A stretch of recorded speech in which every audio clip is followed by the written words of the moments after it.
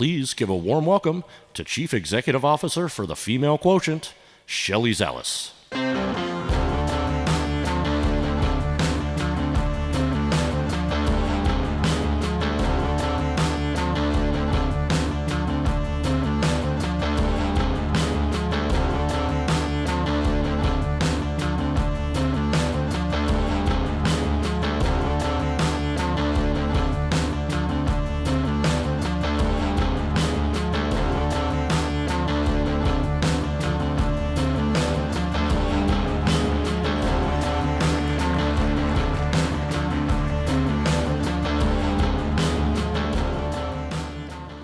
Okay, so this is pretty exciting, and thank you all for staying this morning to be engaged in this conversation. And I think, I always say a company alone has power, collectively we have impact.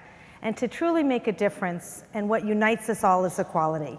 And so I am thrilled to bring on our conversationalists. I never call it a panel because it is not ask a question, get an answer. It's an active, unplugged conversation that we are going to have up here with all of you. So if you could please welcome the most badass women in out of home. If they can all just join me on the stage, I would be thrilled. 1, 2, 3, 4, 5, 6 women all together having an unplugged conversation of how we can truly leverage outdoor to advance equality together. So please join me in welcoming the most incredible women on the stage. Jill, Amanda, Alicia, Robin, and Lillian. Thank you.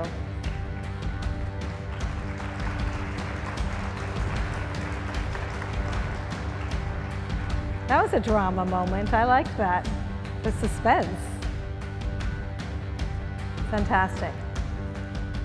Thanks for that great music. I enjoyed that very much. So if you could each tell us who you are, what you do, and how are you integrating equality and inclusivity into your media messages in general? And then we'll go deeper into the power of outdoor. Shall I start? Please. Hi, I'm Jill Kress, and I'm the Chief Marketing Officer at National Geographic Partners, which is a for-profit, purpose-led media company.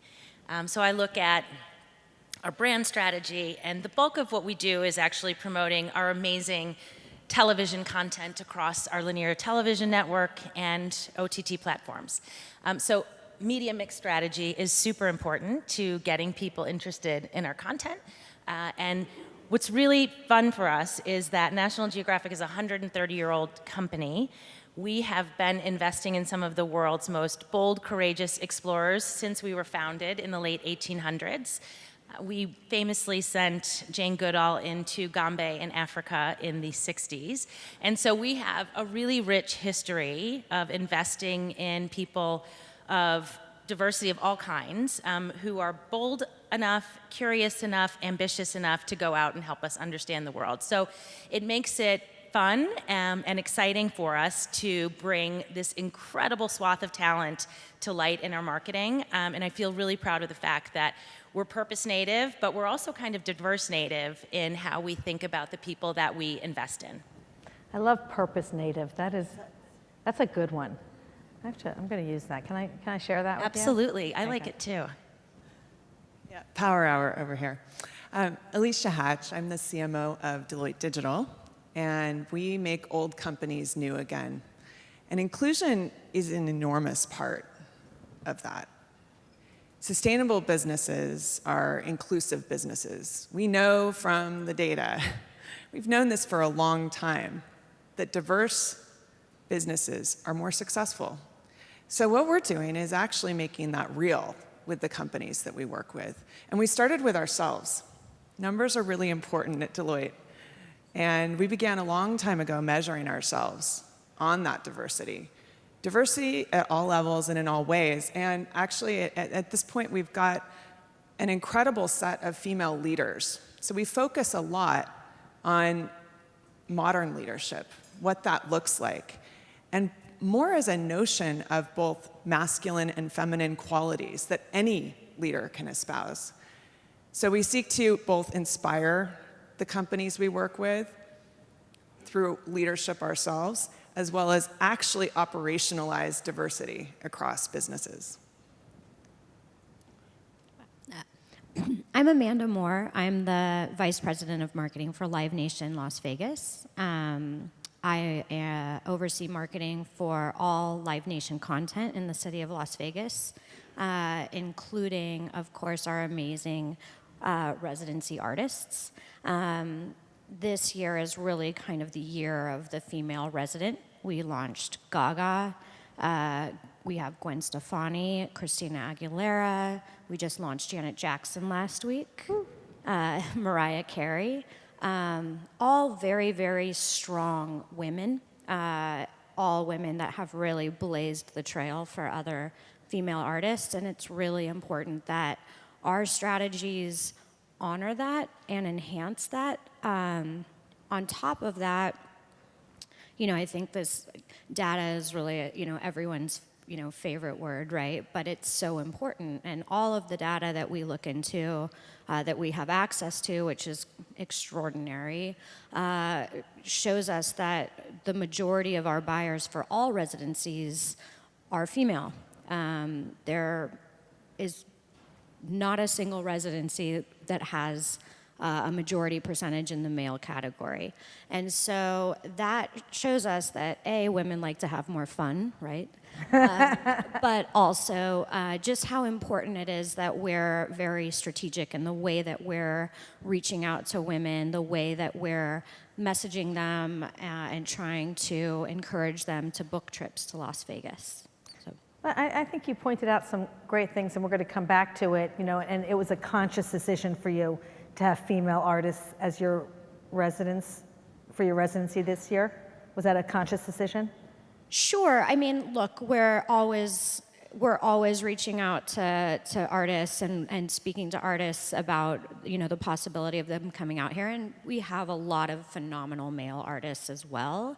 But, we do have, I think the appeal of Las Vegas to women, to female artists, the fact that they can really have a very balanced lifestyle while still being able to perform to the masses every single week.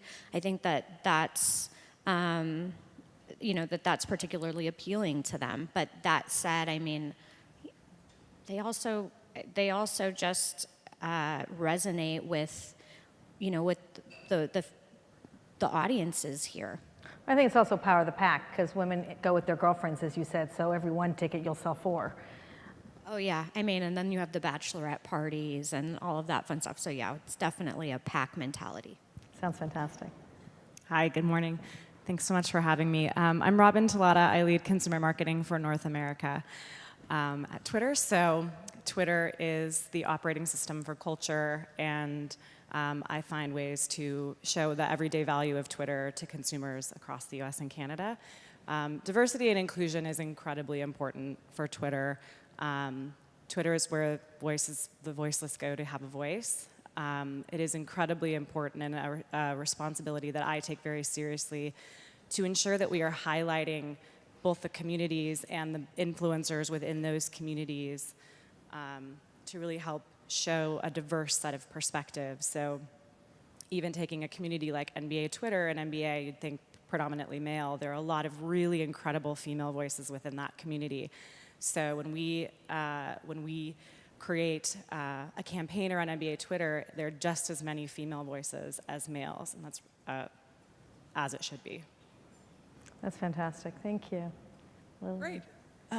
Well, good morning. My name is Lily Tomovich, and I'm the Chief Experience and Marketing Officer for MGM Resorts, which is not just the green building MGM Resorts. It's actually most of the Las Vegas Strip, including the lovely Aria that we're sitting in today. So welcome to Aria. So diversity inclusion. So it's of course, we look at this very, very seriously given the market and the work that we do. So we welcome the world to Las Vegas. And as a result of that, we're very, very focused on making sure that we are relevant to all of the audiences that come through our doors.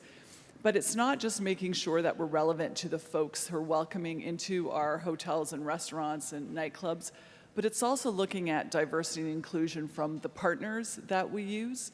And so I can tell you, we were the first company 20 years ago to have a formal diversity and inclusion program, which was pretty innovative 20 years ago. I think we were the first in the hospitality industry. And as such, we also look at, as I said, our supplier mix.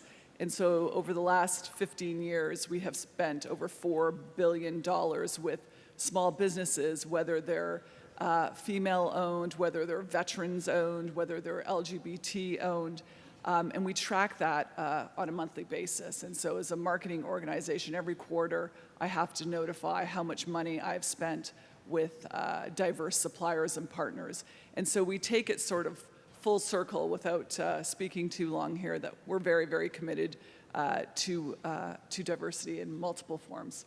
That's amazing. And how do you communicate to your partners that this is an important criteria in the selection process? Yeah, no, that's a great question. So it certainly happens through our procurement office. And what I love most about it is they try and actually, the procurement office actively helps us try and find those female-owned small businesses, or as I said, a veteran-owned or a minority-owned business. They actually help us find that as part of the RFP process to include them. And what I really like even more is that we have a whole group within MGM Resorts that then works with those diverse small business owners to help them grow their business.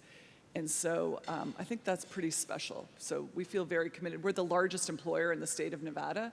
And so as a result of that, we feel very committed to the community and to helping businesses grow here. Well, I think it's an important message for everybody here as well, just to bring this home, that diversity is not only a nice to have, it is becoming a business imperative. We know that it's good for business, and it will be written into procurement, plans as well as into RFPs of, required participation in pitches and bids and all that. So something to hold that thought on and start taking very seriously. So I'd love to go to out of home. I mean, here we are in OAAA, and we're so thrilled to be here.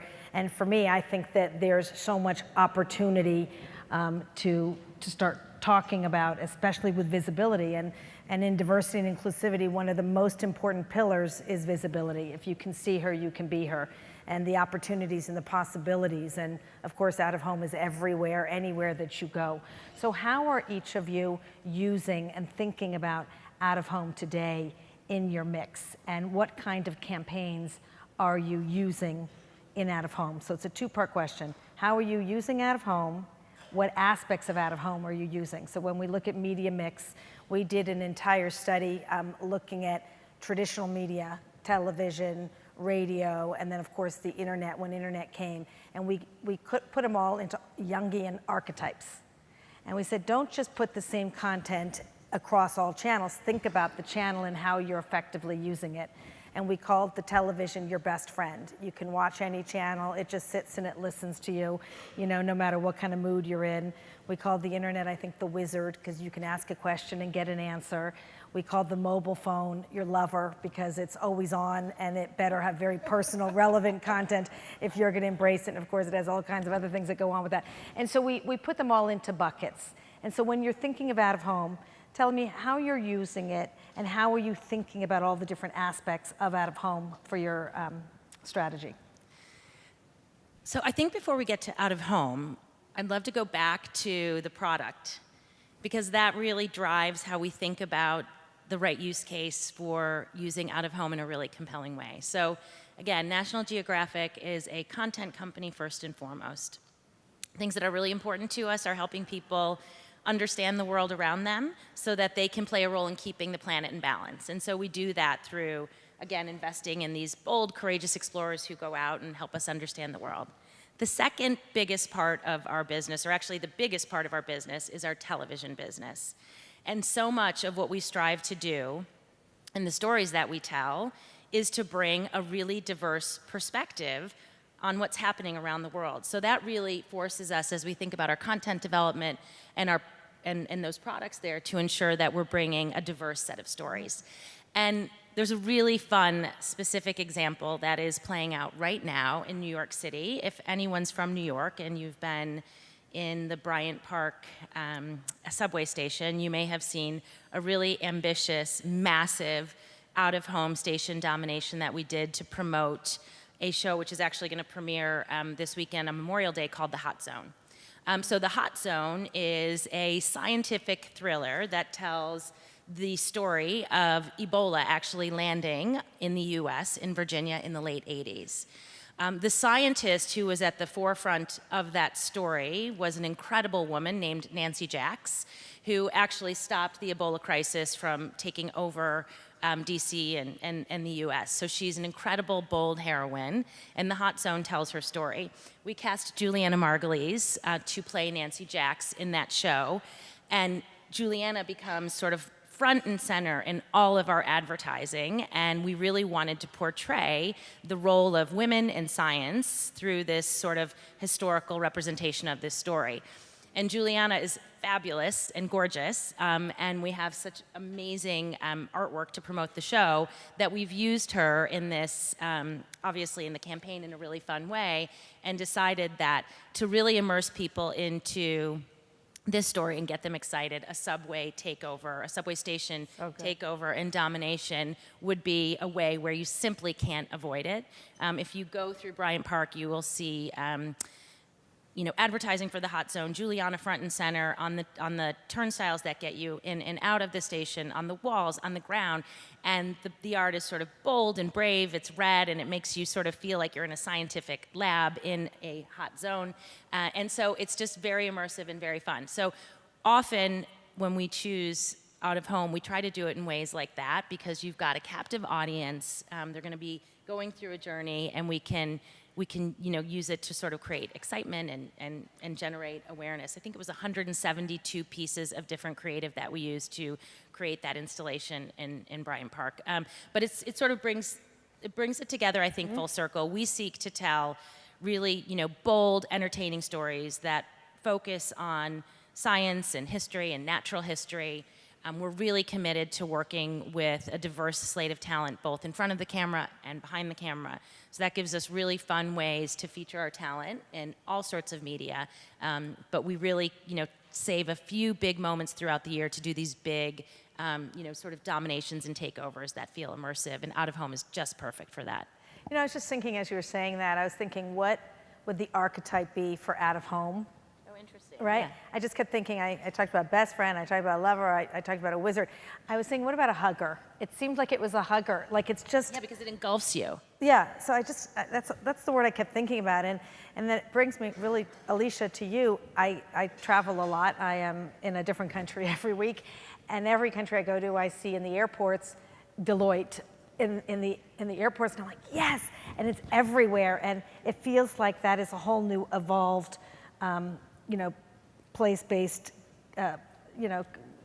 advertisement strategy for you. Was that? So I think immersion is the key word, and as Jill describes, there's so much innovation happening right now in digital out of home. We're incredibly excited about this space because we think about it really as the best of print and the best of digital come to life, and particularly the power to unlock technologies like AR, because it's threaded through our physical lives. It's very personal for us, and we can actually ultimately turn the air into a channel through that innovation, through what can we unlock in the air through digital out of home. So we are experimenting quite a bit in Asia as well as Europe, and in doing that, we've also shifted our creative. I think that's one of the most notable things about not only how we are using it, but what we're portraying. We cover a lot of topics around technology and innovation and the future, and those have historically been conveyed in a very male-focused way, in a very much for a male audience. But we're so committed to STEM and women in STEM that we also see that out of home has such an impact on culture that the messages we're threading through, it's not just awareness about what we do, it's about who we are and what we want to inspire. And to do that, we've shifted a lot of this messaging to also incorporate the female audience, to not just appeal to them, but also to inspire them and to make space for them within this world of STEM that is moving all of us forward. And in doing that, actually, we've threaded a lot of humanity back into technology messaging, and out of home has been critical for that. And have you been measuring the impact of out of home and all of your messaging in airports? We are measuring it, and actually what's interesting is we're getting more deeply at, and this is still through focus grouping because we're not able to collect emotional data at scale, but we're seeing that we can trigger in very subtle ways emotional moments for people that in that sort of cacophony of emotions that we're all having, which is ultimately what creates our points of view, right? That we can touch people continuously throughout their lives, and we're seeing the impact of that is actually shifting perception in key ways, both of us as a brand, but also on these important topics.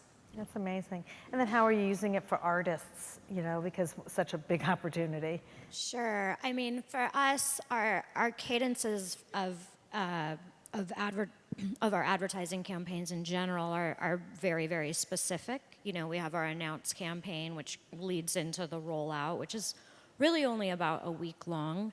And then we have the sort of maintenance, and then we have a much bigger back-end campaign. And we're finding in our data that roughly, and it's hard to measure because of all of the third-party resellers that are buying tickets, but we're finding that we're only selling about 5 to 10% of our tickets to people that live in Las Vegas. And that, leaves the rest of the world for us to be, targeting and trying to sell trips to Vegas to, right? Because that's what I'm selling. It's not just tickets. So we find that out of home is really our way of making of making a significant impact on our announced campaigns in particular. New York is our number 3 market. LA is our number 1 market. Those big moments, those larger than life hits on in Times Square or on Sunset Boulevard, those are extremely important for the overall branding impact of our shows. And in my case, I don't get as creative, with the actual creative, but my brand is the artist, and they're the biggest artists in the world, and so having their image up in Times Square is a very big moment.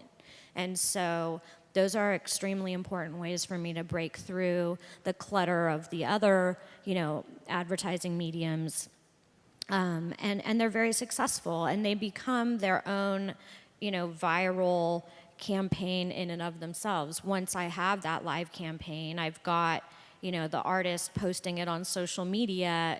They love, when we talk about having animated graphics, when I can literally have my artist performances integrated into the creative in Times Square, and that's what people are watching, it's extremely compelling. And it also turns into fantastic content for all of the other campaigns that we're running. So it's very, very important. And, when we're talking about, broader campaigns, I love doing, kind of creative campaigns depending on, what our actual end game is. But in terms of, station takeovers, we did, and other takeovers, we did a really great campaign where we took over 3rd Street Promenade last year, and we took over all of the static space and ran a Vegas is Calling campaign that featured all of our resident artists. And I think, I think someone phrased it much nicer, but I call it slapping people in the face with my out-of-home. For example, when you land at the airport, you just get slapped in the face with a bunch of outdoor. But it's extremely important. You can't ignore it. It's not like the other advertising mediums where you can change the channel or scroll past it or click past it. It's there, and it's unignorable, and so it's extremely effective for us.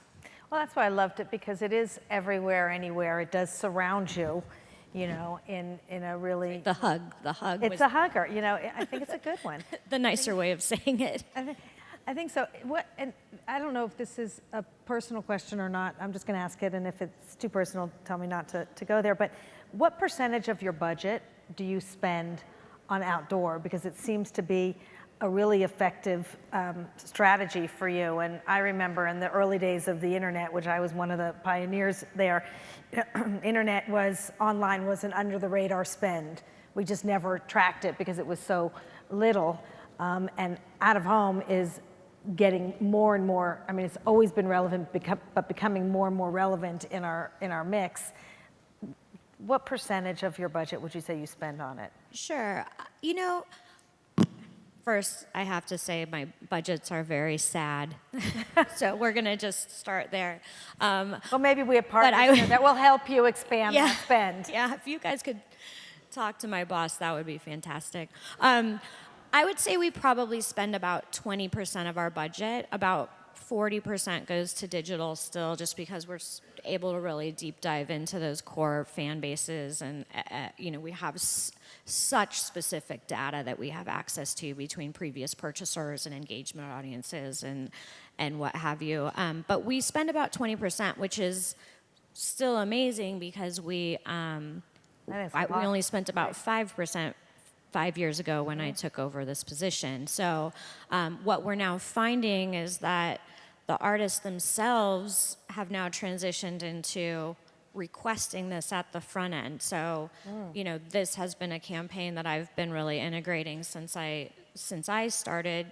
But we now are at the point where artists are seeing themselves and they're not seeing any of the other advertisements. And so when we rolled out the Eagles a month ago, the first thing they wanted was $250,000 of their budget to go to outdoor. When we rolled out Madonna, she wanted a $30,000 campaign for the rollout, which, by the way, that's a lot of money in my world for 3 shows. So I think it's just the fact that it's now becoming something that's like the first request from the artists themselves really shows that transition.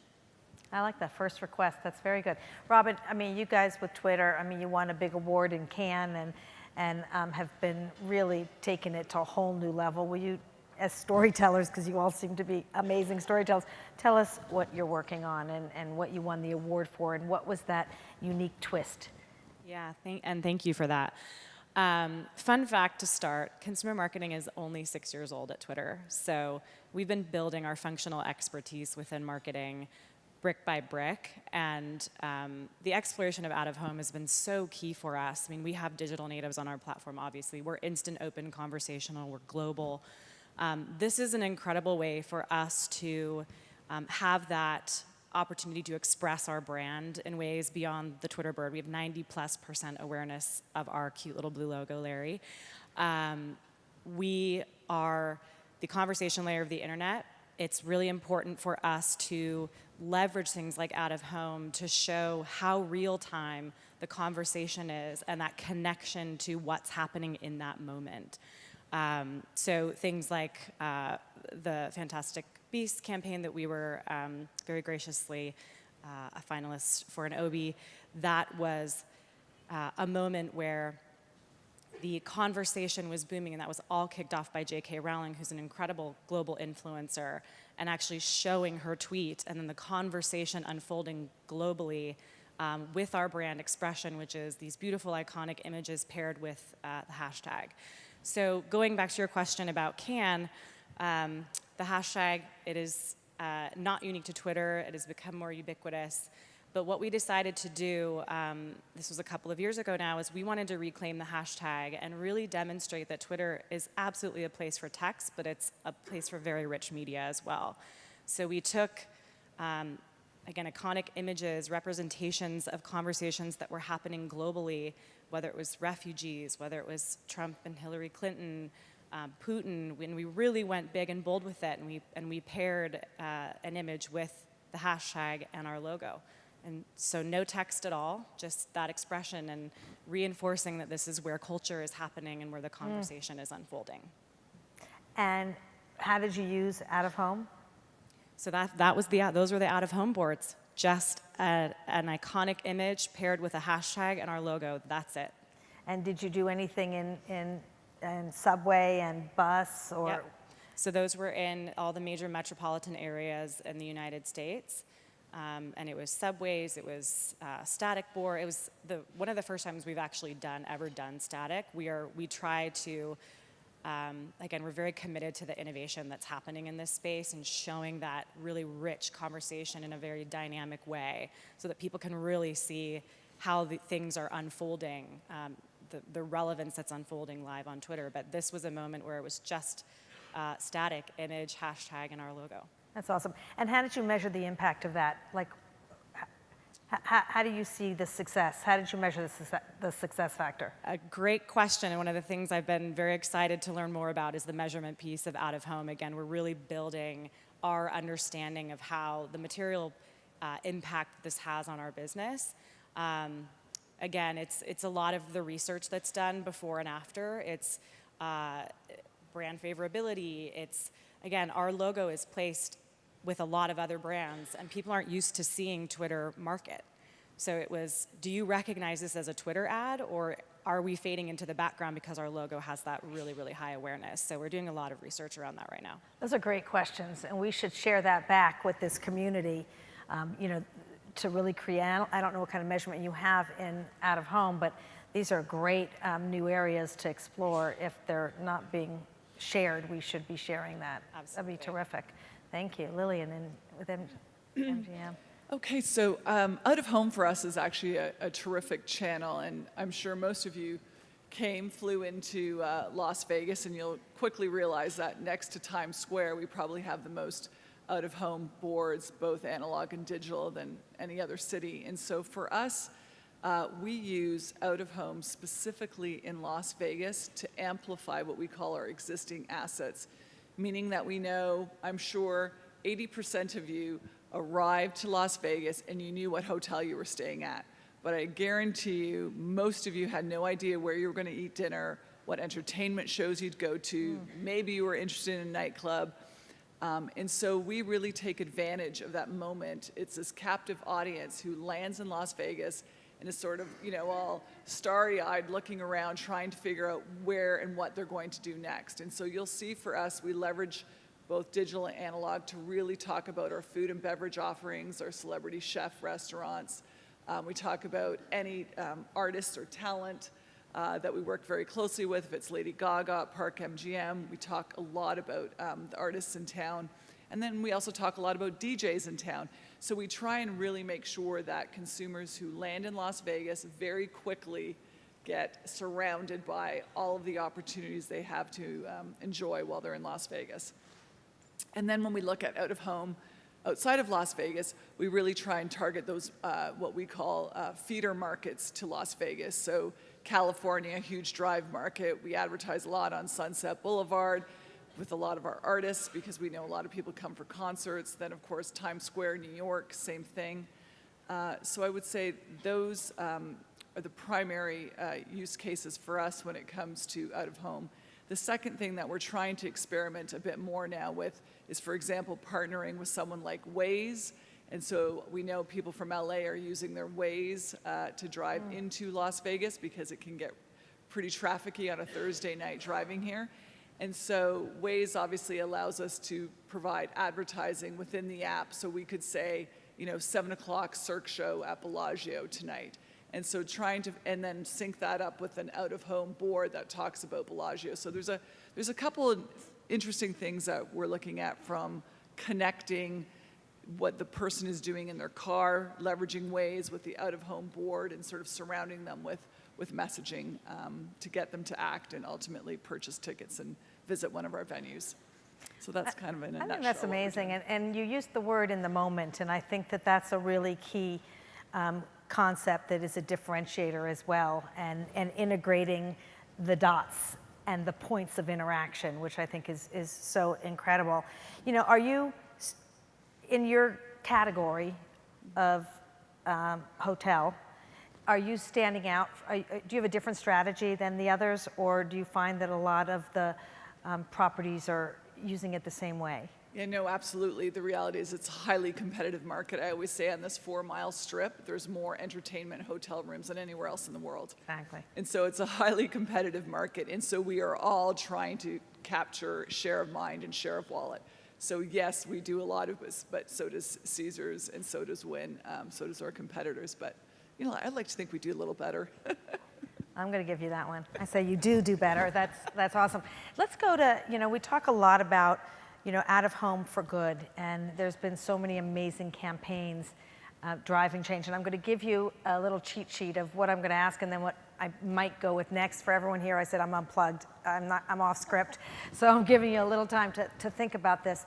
But there's been so many amazing campaigns launched for good, purpose-driven campaigns. Can you share some examples of ones that you think have been working really well and the opportunities with out of home? Well, I guess can I talk about one that we did? Absolutely. So last June, National Geographic launched a campaign to create awareness around the challenges of single-use plastics.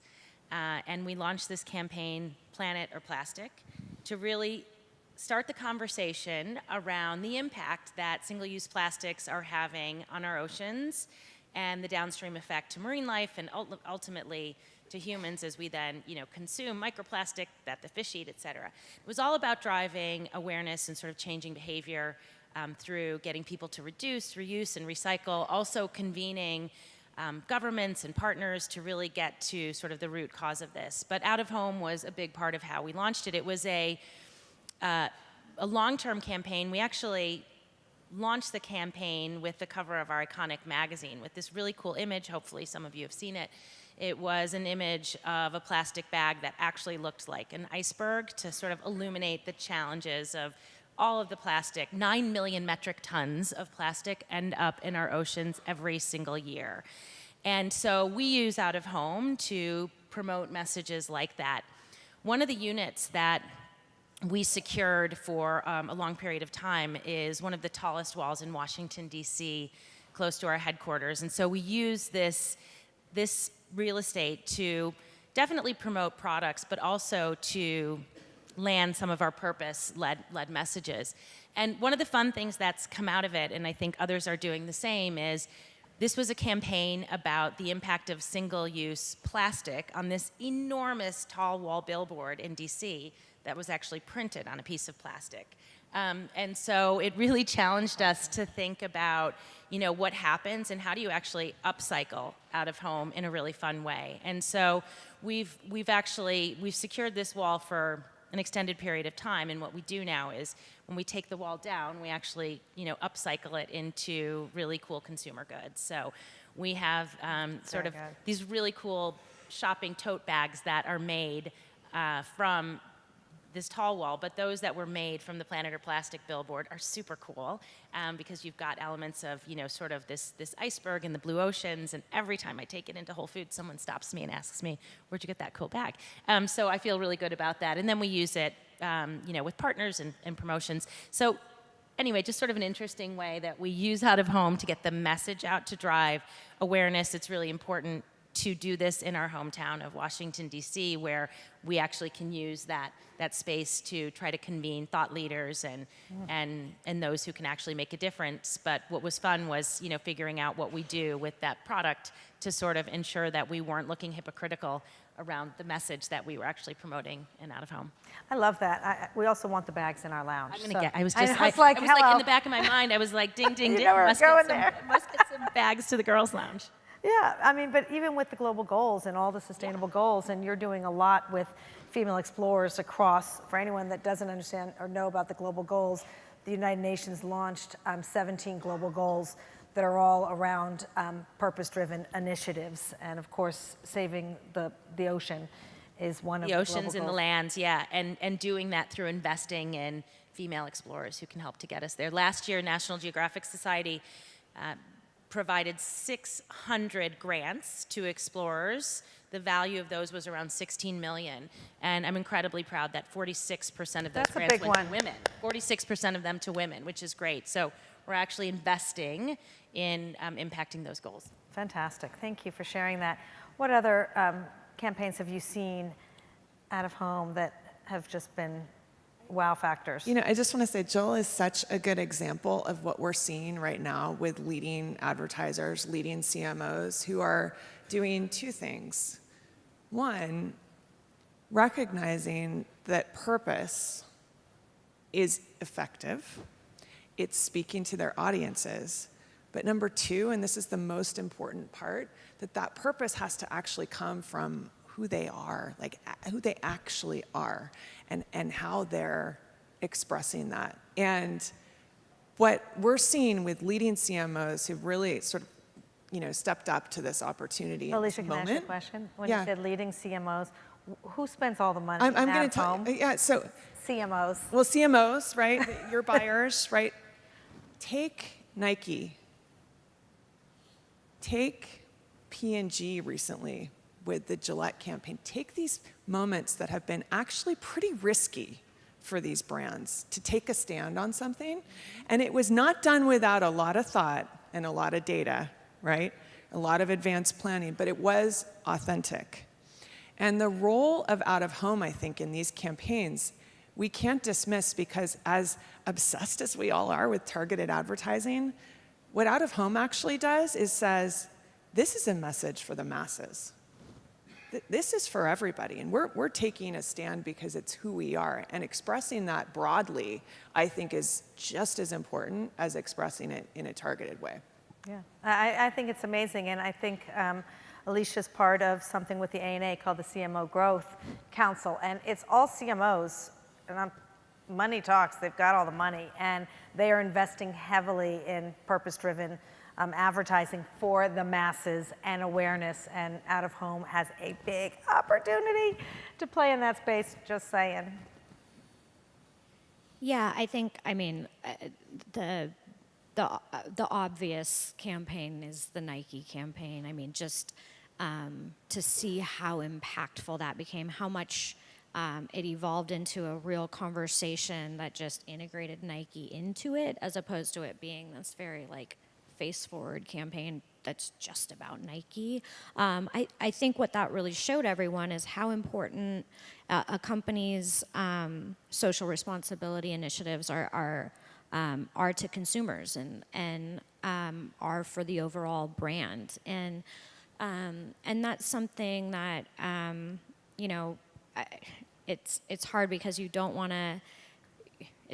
No one likes to admit that part of that is, that's not all heart driven, right? That's also business driven. But what we've found at Live Nation is that, and specifically in Las Vegas, I mean, this is a city where we have, I believe we have more nonprofits per capita than any other city in the United States, major city. And this is a very philanthropic community in general, and also, to me, it's just very important. So what we try to do is when we have a residency artist, we do a very simple $1 a ticket campaign with them if they're open to it. And what we do is talk to them about what's important to them, whether it be, children are basically everyone's favorite. So with Backstreet Boys, we did a $1 ticket to Boys and Girls Club of Southern Nevada. With Gwen, we're doing a $1 ticket to the Cure for the Kids Foundation. With Christina, we're doing a $1 ticket to Shade Tree, which is a local shelter that serves abused women and their families, and really integrating them into the community in that fashion. And what we're able to do is then lend them to that particular organization's big fundraising initiatives, whether it be a gala or something like that. And outdoor is, again, a medium that's very important to us, and it's very, a significant way to hit this community. And so when we're actually launching a gala or something like that, we'll actually put our own money behind that, support that foundation that's tied to our artists, and make sure that that's really integrated into our overall strategy for the artist, that it's not just about the show, but it's also about their integration into our community. Fantastic. I'll just quickly share. So this morning, I'm really, really proud of a Twitter for Good. So Twitter for Good is a handle that we just launched. So anyone who is familiar with the band Soul Asylum, 25 years ago, launched a video called Runaway Train. And in that video, there were 36 missing children from around the nation that were featured. And this was back in the day when MTV was a very influential medium. And because of that music video, 21 of those children were recovered.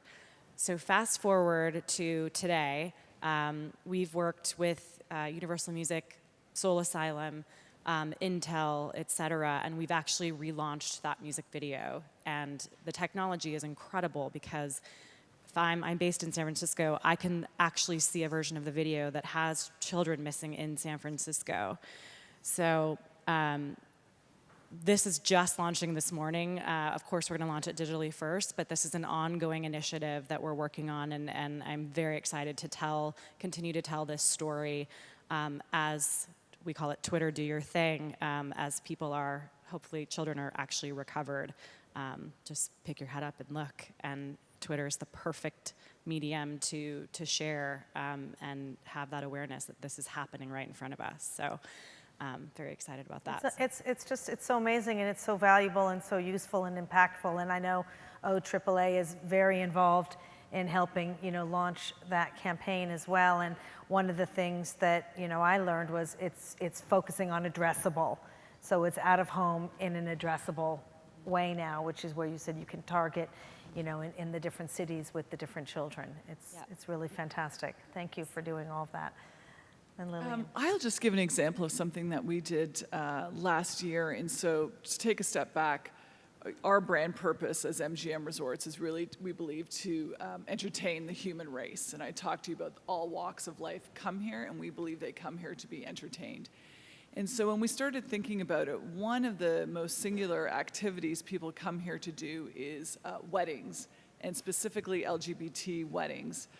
We were one of the first states to legalize LGBTQ weddings. And so we realized, isn't it interesting when they come to all of our wedding chapels up and down the Strip, that they actually don't have any songs that are gender appropriate to play during their wedding ceremony. And so we started on this mission to speak to artists to actually re-sing songs, famous love songs, but flip the genders. And so our first artist was actually Bob Dylan. And he was the first person to agree to do this, and then it was sort of a snowball effect. So we had about 5 or 6 extremely gracious and talented artists re-sing classic love songs so that they could be sung man to man, woman to woman. And so that campaign was called Universal Love and was incredibly successful, powerful for so many of our visitors and our guests, and ultimately released to the world. Actually, the day we released it on iTunes pop list, it hit number 7 on iTunes pop list in 24 hours. So we were pretty proud of the album and the work it done, and ultimately went on to Cannes to win several awards. But for us, it was very much a purpose-driven campaign because we saw an opportunity with our key visitors who come to Las Vegas, and we found that there was a gap in being able to provide them all the services that they would need. And so I think that's just a good example of a purpose-driven campaign that really speaks to your audience and meets an unmet need. Yeah, it speaks to your heart. I mean, it's really, quite amazing. That's a feeling that is priceless, truthfully. Okay, we have 2.5 minutes left, and I don't want to miss a second of conversation with you. You're so inspiring. Run down quickly, what is your wish for the future of out of home? How do you go from 20% of spend to 40%? Where do we go with this? What's your wish? Better measurement. +1. Yeah, I think this is a time where everyone wants empirical data to support their decisions, and better measurement is exactly what we need to be able to show people. And immersive experiences that we can measure. More and more dynamic. Wow, okay, measurement with dynamic outputs is really fantastic. Thank you so much for this conversation today. So much more to come, and I know that the future is in good hands. If you can see her, you can be her. Thank you for this conversation. Thank you, everyone, for joining. Thank you.